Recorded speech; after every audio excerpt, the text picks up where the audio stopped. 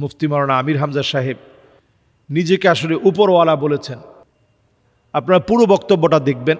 উপরওয়ালা কুষ্টিয়ায় কেউ নেই, উপরওয়ালা এখন আমি, মানে এত ক্ষমতা নিয়ে কে চলে কুষ্টিয়ায়, আমি দেখবো বাকিটা।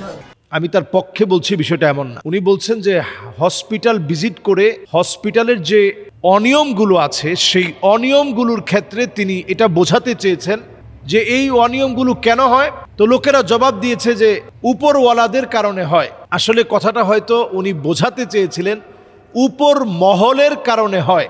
আমরা বাংলাদেশের যে কোনো আপনি সেক্টরে যাবেন, কথাটা বলতে গেলেই যে আসলে আপনি এই অন্যায়টা করছেন কেন, যে আসলে হুজুর আমার তো কিছু করার নাই, উপর মহলের নির্দেশ। তো উপর মহলের নির্দেশের কারণে এটা আমার করতে হয়েছে। তো যেহেতু উনি রমাদান মাসে অনেক সময় দেখবেন কথা বলতে গেলে আমাদের মেজাজ খিটখিটে হয়ে যায়, অনেক সময় দেখা যায় ভারসাম্য ঠিক থাকে না, অনেক সময় কথা আমরা গোলমাল পাকিয়ে ফেলি, এটা হয় স্বাভাবিক।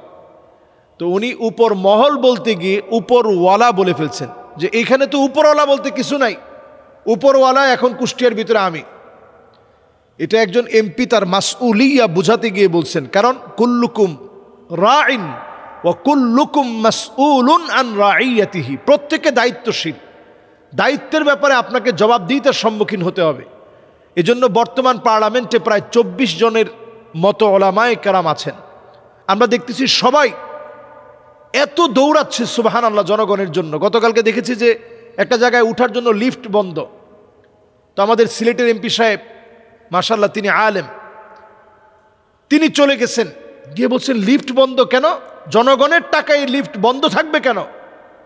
আমরা দেখেছি মাওলানা হানজালা সাহেব, তিনি দৌড়িয়ে দৌড়িয়ে মানুষের পাশে দাঁড়িয়ে দাঁড়িয়ে কাজ করছে। এরপরে বরগুনার আরও একজন আলেম আছেন আলহামদুলিল্লাহ, তিনিও আমরা দেখলাম মানুষের পাশে দৌড়ায় দৌড়ায় কাজ করছে।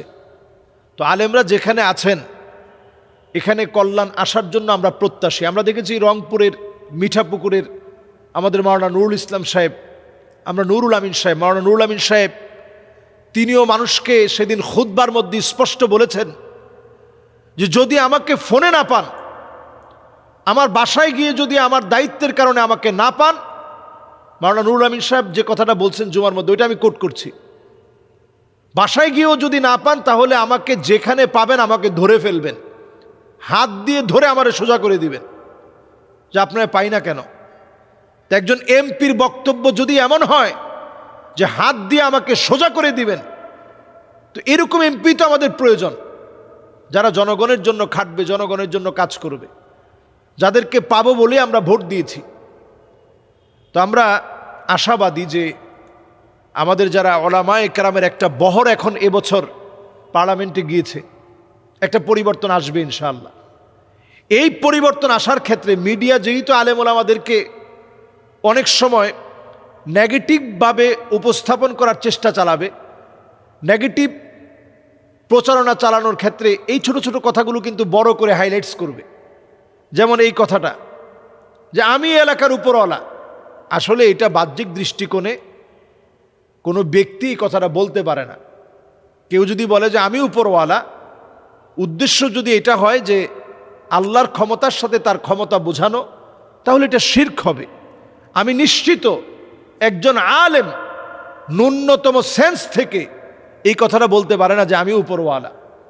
উদ্দেশ্য হচ্ছে এই যে আসলে উপর মহলের চাপে আপনারা কোনো কাজ করবেন না। আমি এই এলাকার সবচেয়ে উপর মহলের লোক, আমি এখানের এমপি, সুতরাং আমি যেটা বলবো সেইভাবে আপনারা কাজ করার চেষ্টা করবেন। তো এই কথাটা নিয়ে আমরা সবসময় পেঁচানোর চেষ্টা করব না। আলেম ওলামাদের একটা সুন্দর দিন আসুক, এটা আমরা চাই। এজন্য আমরা ভালো জিনিস ভালোভাবে উপস্থাপন করব, আলেমদের পাশে থাকব, নিজেরা কথা বলার সময় খেয়াল রাখবো ইন্নাল আবদা লা ইয়াতাকাল্লামু বিল কালিমা, মানুষ কখনো কখনো একটা কথা ভুলভাবে বললে এত দূরে চলে যায়, আবআদু বাইনাল মাশরিকি ওয়াল মাগরিব, একেবারে অনেক দূরে চলে যায়, মানুষের মন থেকে ছিটকে পড়ে যায়। এজন্য আমরা কথা বলার ক্ষেত্রে সজাগ হয়ে কথা বলবো, আর আমরা সজাগ সচেতন থাকব, কোনো কথা যেন ভুলভাবে প্রচার করতে কেউ না পারে।